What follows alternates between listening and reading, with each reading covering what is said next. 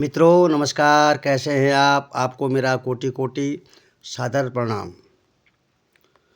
मित्रों, माता रानी का आशीर्वाद आप सब परिवार पर बना रहे।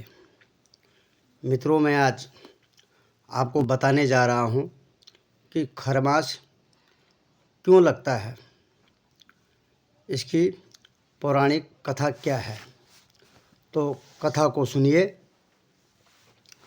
खरमास हर साल लगता है। इस दौरान सभी मांगलिक कार्यों को करने की मनाही होती है। क्या आपको पता है कि खरमास क्यों लगता है? इसके पीछे की वजह क्या है? तो आइए हम जानते हैं और मैं बताता हूँ आपको कि खरमास क्यों लगता है। खरमास हर साल में 2 बार लगता है। पहला खरमास जब सूर्यदेव धनु राशि में प्रवेश करते हैं और दूसरा सूर्यदेव जब मीन राशि के समय लगता है। खरमास की अवधि कुल 1 माह की होती है। इस दौरान मांगलिक कार्य नहीं होते हैं। कथाओं के अनुसार भगवान सूर्यदेव धरती के संचालन के लिए लगातार 7 घोड़ों के रथ पर सवार होकर पृथ्वी की परिक्रमा करते हैं। लेकिन खरमास के दौरान भगवान सूर्यदेव की गति थोड़ा सा धीमी हो जाती है। तो मैं बताता हूँ आपको कि आखिर ऐसा क्यों होता है, इसके पीछे की कहानी क्या है। खरमास की कहानी। खरमास से जुड़ी एक कथा का वर्णन मार्कंडेय पुराण में मिलता है। संस्कृत में खर का अर्थ होता है गधा। खरमास की कहानी गधे और सूर्यदेव से जुड़ी हुई है।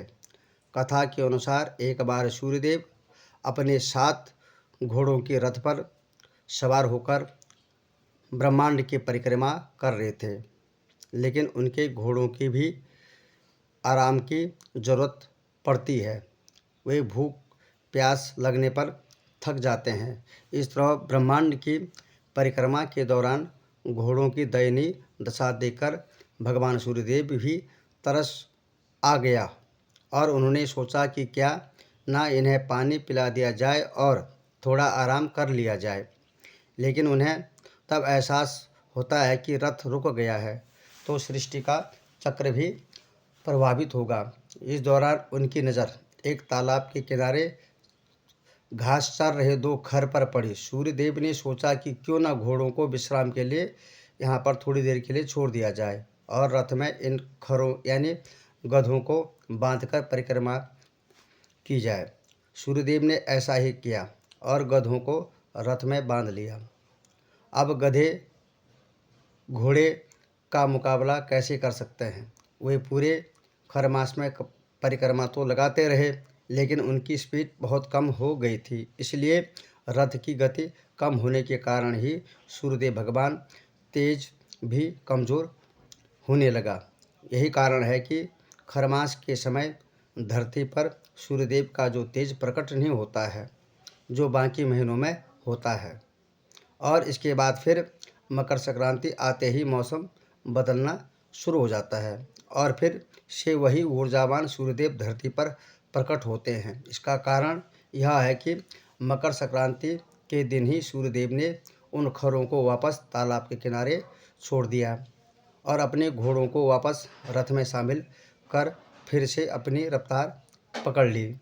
इसका असर यह हुआ कि खर की धीमी गति के कारण सूर्यदेव की परिक्रमा गति भी धीमी हो जाती है। किसी तरह 1 माह का चक्र पूरा ही होता है कि बीच में धीमी गति से सूर्यदेव ने परिक्रमा का काम पूरा किया। तब तक घोड़ों ने आराम कर लिया था और सौर वर्ष में इसी दौरान का चक्र चलता रहता है और इस बीच 1 माह का खरमास आता है। और इसलिए कहते हैं कि जिस महीने सूर्यदेव प्रभावित हुए उस महीने का खराब असर मनुष्य के जीवन पर भी पड़ता है। नारायण का महीना है। खरमास देवगुरु की दिव्यता से संपन्न यह महीना आध्यात्मिक रूप से स्वयं को संपन्न व उन्नत बनाता है। इसे ऋषियों ने खरमास इसलिए नाम दिया ताकि इस कालखंड में प्राकृतिक ऊर्जा से इंद्रिय निग्रहों में सहयोग मिलता है। चित्त सांसारिक वैरागी की ओर सहज उन्मुख होता है। इसी कारण यह महीना धैर्य, अहिंसा और भक्ति के लिए माना जाता है। इसे नारायण का महीना कहते हैं।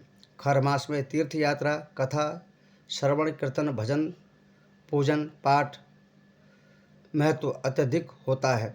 खर मास में ये काम करने के लिए भगवान सूर्यदेव और भगवान विष्णु की पूजा करने चाहिए।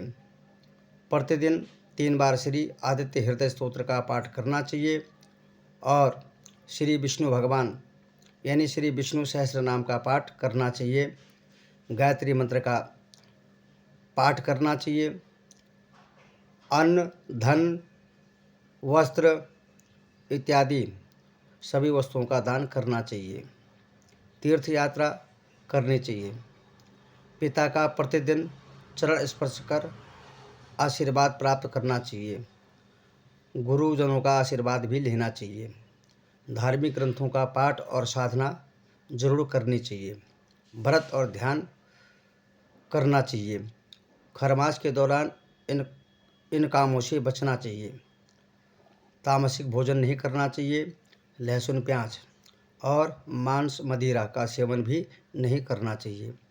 मुंडन, कानछेदन, गृह प्रवेश, जनेऊ, शादी, विवाह जैसे इत्यादि अन्य काम भी नहीं करने चाहिए।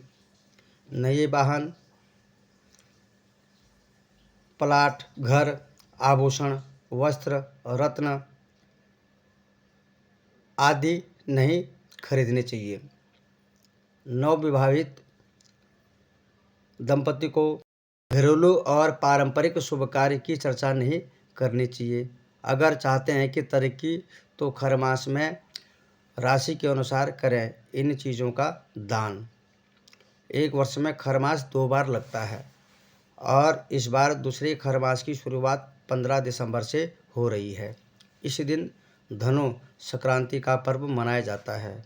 खर मास की शुरुआत के बाद शुभ मांगलिक कार्य नहीं किए जाएंगे और इस दौरान सूर्यदेव और भगवान श्री हरि की पूजा करने से कारोबार में वृद्धि होती है। उनकी पूजा करनी चाहिए और साथ ही राशि के अनुसार दान पुण्य करने से धन लाभ के योग भी बन जाते हैं।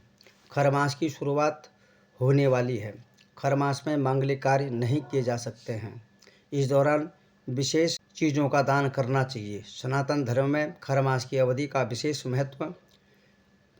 इस दौरान जातक सूर्यदेव और जगत के पालनहार भगवान विष्णु की विधि पूर्वक उपासना करते हैं। साथ ही जीवन में सफलता की प्राप्ति के लिए कई प्रकार के उपाय को अपनाते हैं, जिससे उन्हें सुख समृद्धि की प्राप्ति होती रहती है। खर मास 1 महीने तक रहता है। खर मास की शुरुआत के दिन पहले दिन धनु संक्रांति मनाई जाती है और जब सूर्य वृश्चिक राशि से धनु राशि में गोचर करते हैं तो इस दिन धनु संक्रांति के रूप में भी मनाया जाता है। अगर आप सूर्यदेव और भगवान विष्णु की कृपा प्राप्त करना चाहते हैं तो खर मास में राशि अनुसार दान करें। जिसकी राशि पर जो भी दान हो उस प्रकार का दान जरूर करें, जिससे जातक के जीवन में खुशियों का आगमन होता रहेगा। साथ ही रुके हुए काम भी पूरे हो जाते हैं। किस राशि के जातक को किस चीज़ का दान करना चाहिए, किस प्रकार फलदायी साबित होता है, तो इस बार सूर्यदेव धनु राशि में 15 दिसंबर को रात 10:19 पर गोचर करेंगे। इस दिन धनु संक्रांति होगी। ऐसे में खर मास की शुरुआत 15 दिसंबर से होगी। इसका समापन अगले वर्ष 2025 सूर्यदेव मकर राशि में 14 जनवरी को प्रवेश करेंगे और इसी दिन खर मास का समापन भी हो जाता है। खर मास में राशि के अनुसार दान करें। मेष राशि के जातक खर मास में लाल रंग की चीज़ों का दान करें। इससे पति पत्नी के रिश्ते मजबूत होते हैं। वृष राशि के जातक खर मास में धन का दान करें। इससे आर्थिक उन्नति होगी और तंगी दूर होगी। मिथुन राशि के जातक खर मास में साबुत मूंग, हरी सब्जियां और हरी चूड़ी, कच्चे पपीते, हरी चीज़ों का दान करना चाहिए। इससे जातक को भगवान श्री गणेश का आशीर्वाद मिलेगा। कर्क राशि के जातक खर मास में सफ़ेद रंग के वस्त्र, सब्जी में गोभी, दही, पनीर और चावल का दान करें। इससे चंद्र दोष से छुटकारा होगा। सिंह राशि के जातक खर मास में गुड़, शहद, मूंगफली, राजमा इत्यादि चीज़ों का दान करें। इससे कारोबार में सफलता मिलती रहेगी। कन्या राशि के जातक खर मास में हरी पत्तेदार सब्जियां और हरे फल का दान करने से रुके हुए कार्य पूरे हो जाते हैं। तुला राशि के जातक खर मास में बतासे, मशरूम, शलजम आदि नाना प्रकार की चीज़ों का दान करें। इससे सुख समृद्धि में वृद्धि होगी। वृश्चिक राशि के जातक खर मास में अनारफल, शकरकंद, लाल रंग का दान करें। इससे वैवाहिक जीवन खुशहाल होता है। धनु राशि के जातक खर मास में पपीता, चने की दाल, नींबू, केले, बेसन इत्यादि चीज़ों का दान करें। इसमें श्री हरि भगवान विष्णु प्रसन्न हो जाते हैं। मकर राशि के जातक खर मास में काले तिल का दान करें, काली उड़द का दान करें। इससे शनिदेव खुश हो जाते हैं और दोष की समस्या भी दूर हो जाती है। कुंभ राशि के जातक खर मास में मंदिर में झाड़ू दान करें। साथ ही गरीबों को धन, वस्त्र इत्यादि का दान करें। इससे घर में माँ लक्ष्मी का आवागमन बराबर होता रहता है। मीन राशि के जातक खर मास में पीली शिमला मिर्च, कद्दू आदि मकई चीज़ों का दान करें और विभिन्न माध्यमों से आप तक पहुंचाई गई यह जानकारी आप ज़रूर श्रवण करें। आपको कथा कैसे लगी मित्रों, कमेंट बॉक्स में लिखिएगा और मैं आगे भी आपके लिए कई कथाएं बीच में लाता रहूँगा। आप सुनिएगा, ज़रूर श्रवण करिएगा और मेरे चैनल को लाइक, सब्सक्राइब ज़रूर करते रहिएगा। आपका बहुत बहुत धन्यवाद। माता रानी का आशीर्वाद आप पर बना रहे। जय जय श्री राम।